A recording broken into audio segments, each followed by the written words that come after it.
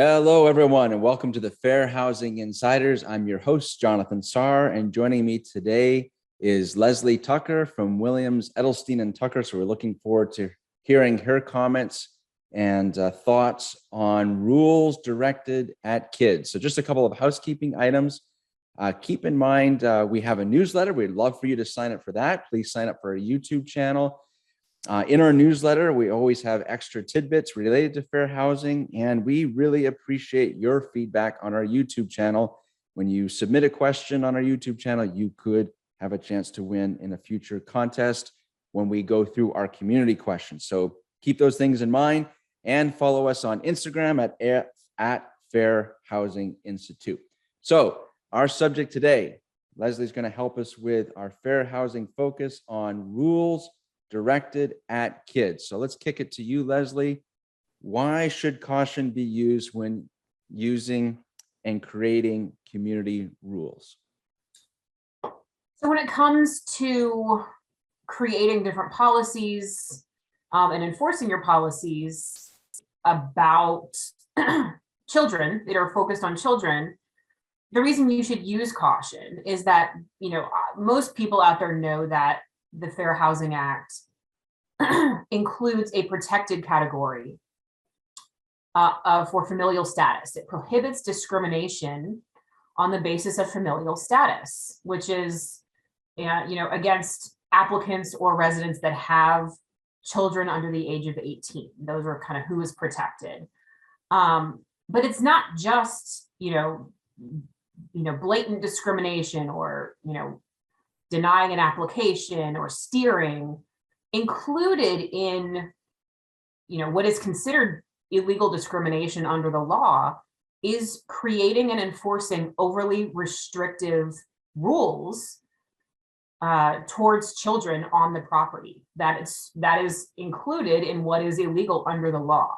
So when creating rules, your house rules, your community policies, that needs to be kept in the back of your mind to make sure that any policies that you are adding or creating don't overly restrict children's use of your property and your amenities. All right, very good. Thank you for that explanation. So why are rules especially tricky when it comes to children? Well, it's tricky because, when you own or operate a property, if you see an issue that's popping up amongst your residents, you typically can create policies to correct that issue. If you see, different rules being broken, you can enforce your policies or create new ones to stop certain things from happening. The tricky thing about rules, towards children is you really can't have blanket rules that restrict children's use or access of the property. And that's even if children are doing things, engaging in activity that is problematic. If kids are, pulling up the flowers from your grounds, you really can't just say, well, kids can't be around, the common areas of the property. You can't restrict kids' access to really any common areas within the community. Even though that might solve your problem with, property damage or whatever the issue may be, you aren't really allowed to have rules that are 100% geared towards all kids on the property. So that's why it's a little bit tricky. You can have rules, you can have certain rules like rules regarding supervision of children in certain areas, as long as, there is a legitimate reason for it, safety reasons, for example. But, restricting access to kids in general is considered discrimination. So. Got it. That's very helpful. So why don't we just take a minute then and look at some examples of rules, common ones that we've seen at FHI and just in general in the community. We'll get your comments on those, because there's a lot of different ones that some may feel aren't discriminatory, but they could be. So let's go through a few examples and we'll get your comments on them. So here's our first rule. Persons under the age of 12 must be accompanied by an adult when using the pool. What do you think of that one? I actually don't see a huge problem with this rule. This is a really common, supervision rule that I see at a lot of multifamily properties. This is a supervision rule, and a lot of your amenities, this may be justified. At the pool, obviously, there's a safety concern for kids that are unsupervised. And so requiring them to be supervised by an adult when they are using the pool, I think is very reasonable. The age, is up for discussion. There's really no specific age restriction that, HUD or the agencies specify that, this is per se reasonable. I've seen between 12 and 14. Mm-hmm. That are, probably reasonable age restrictions. I think anything older than that would be viewed as an unreasonable restriction. Regarding pool use, there's been some talk about, the fact that, well, someone may not be an adult, someone may not be, 18 or older, but may still be, an appropriate source of supervision for kids. For example, if a resident entrusts their children with a babysitter that might be 16, for example, they wouldn't pass this rule. They wouldn't be allowed to use the pool under this specific rule because the 16-year-old is obviously not an adult. I think it's a consideration that you may make an exception for certain cases, on a case-by-case basis, of course. If there is an entrusted guardian that is a strong swimmer, that the resident has entrusted to look after their kids, that could be a possibility, an exception to a rule like this, something just to consider. And if you do want to add something like that to your rule, it probably should, be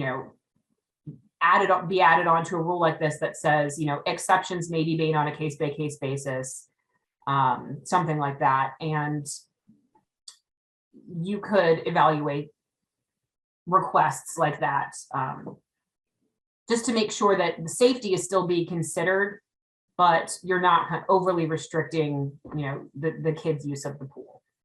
Okay, very good. Appreciate the detailed explanation. That's an area that I know many of our viewers had a question about. So appreciate you diving into that one. I know, bad joke. I am a dad, so I still get to once in a while. All right, so our next one. Due to safety concerns, children are prohibited to run and play outside within the complex gates. So what do you think of that rule? Well, I think this rule would certainly be flagged as overly restrictive. Regardless of what you may believe, as a parent yourself, as someone who's running the property, you really can't restrict or prohibit children from, running or playing or just being in common areas in your community. Mm-hmm. You may believe that certain parents are being negligent, are not properly supervising their kids. But again, unless there is a legitimate rule, policy that is being broken, you really have nothing to enforce. And this can't be one of your rules, restricting children's use of the common areas. Now, if they start doing things within your common areas that are damaging the property, that are interfering with, other residents' use of the property, that's when you can insert yourself and say, hey, this is not acceptable. Here's what rule is being broken by your child. And, if it happens again, we're going to have to issue a lease violation notice. but just restricting all children from using it is not going to be permitted. Got it. Yeah, that makes sense. Very good. All right, our next one. Skateboarding is skateboarding is prohibited on community property. Yeah, so I think this rule is absolutely fine. And I see it all the time in my clients' leases and house rules. And that's because it is not limiting just children's use of skateboarding. Right. It's really anyone. If an adult is skateboarding, that's a lease violation under, this specific rule. So because it's encompassing of everyone, all residents and occupants and guests, this rule is okay. Perfect. Thank you. All right, our next one. Nobody under the age of 18 allowed in the business center without adult supervision. This is another, obviously, supervision rule, which again, generally okay.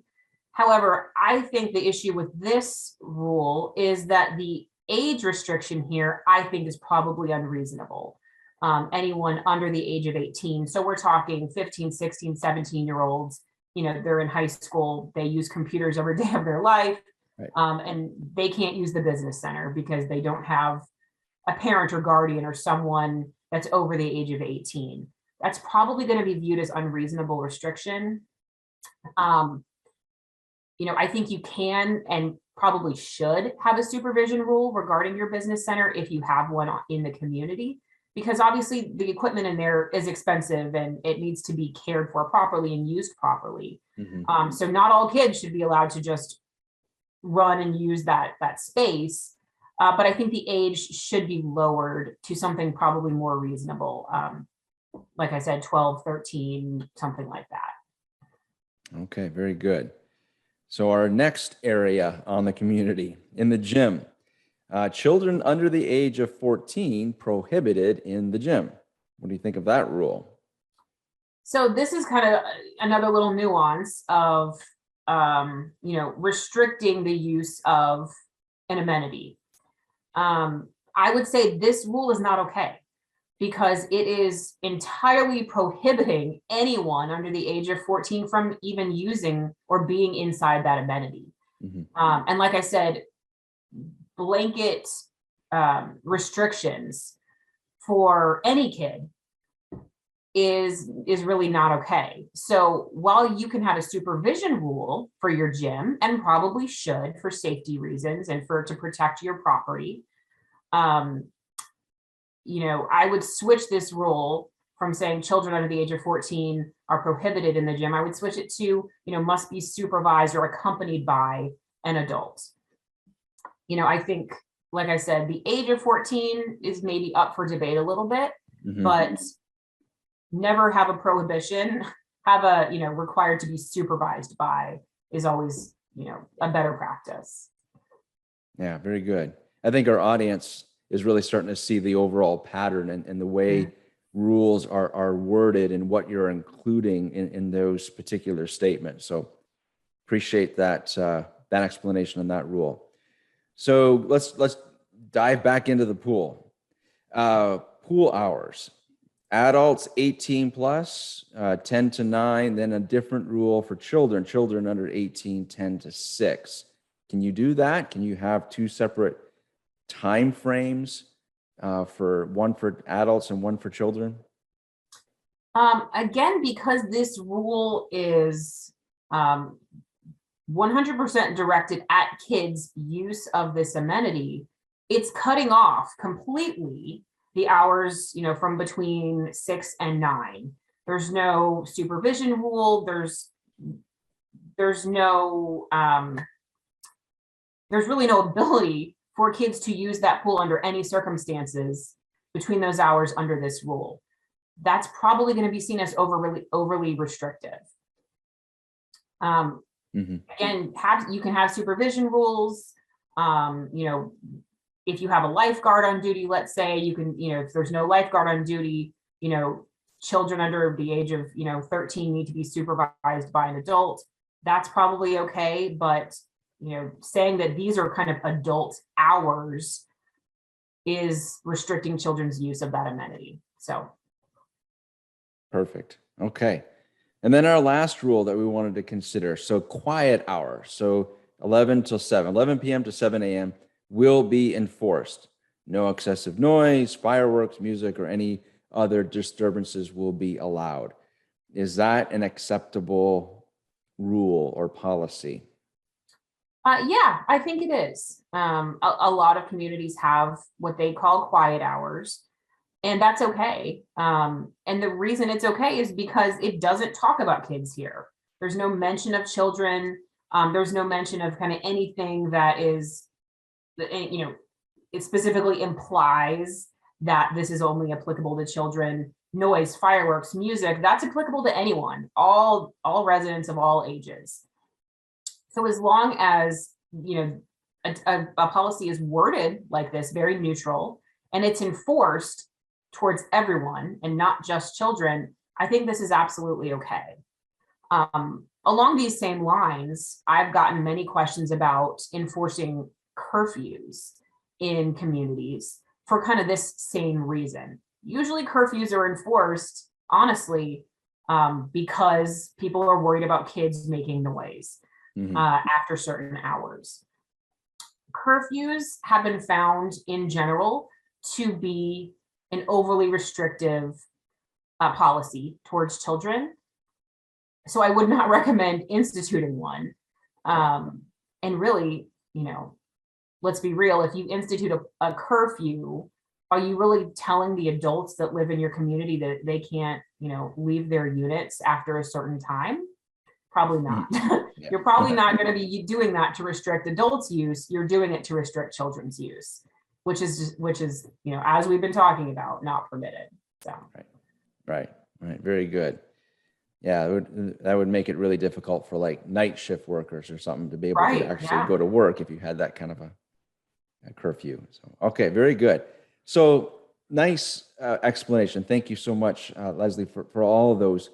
So to kind of wrap it up then, so we got our audience, they're thinking of their rules. What do they have in place right now? Probably going to go back to the drawing board maybe on some of them. In general, what would be your advice to communities when they're working on their policies or trying to create rules when it relates to children? So I think the best advice I could give when creating these rules is going back and looking at the language that you use, and making sure that you don't have any rules that are about children, that mention children, that keep children from doing any specific thing or activity or accessing any particular area on your property. I think that's really important when going back and looking at your community rules. For those rules that do involve supervision of children, I think the best advice is, if that policy were ever challenged, were ever the subject of a complaint by a tenant, and you were required to justify it, could you? What would you say to justify that particular policy? Why did you institute it? What is its purpose? I think being able to do that legitimately is important, because these rules very well might be challenged, and you may be called upon to explain, well, we have this rule in place because, gym equipment is dangerous and heavy, and we want to make sure that, kids under a certain age are protected because they may not know how to use it properly, or whatever it may be. Make sure that you can legitimately give an answer to justify, the policies that you have in place. Very good. I love that advice. That's awesome. Just put yourself in that worst case scenario and having to make a response of some kind if there's an allegation. So perfect. Thank you so much. All right. Well, this has been an awesome episode. And as we traditionally do, we love to dive into our fast 5 questions. However, for this episode and for future ones, we have adjusted a bit because nobody has been able to win the $1 quadrillion that they get for getting the fast 5 questions in under 60 seconds. So Michael has graciously allowed us to do this race in 90 seconds or less. So we're going to give you your fast 5 questions, and let's see, Leslie, if you can win the fake 1 quintillion wonderful fair housing dollars for getting it under 90 seconds. Okay, are you ready? Thanks for the extra time. Yes, I'm ready. Okay. All right, let me hit the watch here. Can you have community rules that apply only to children? No, you cannot. Only if they involve supervision of children. Can you require children to be supervised in amenity spaces? You can, yes, as long as there is a reasonable age restriction involved.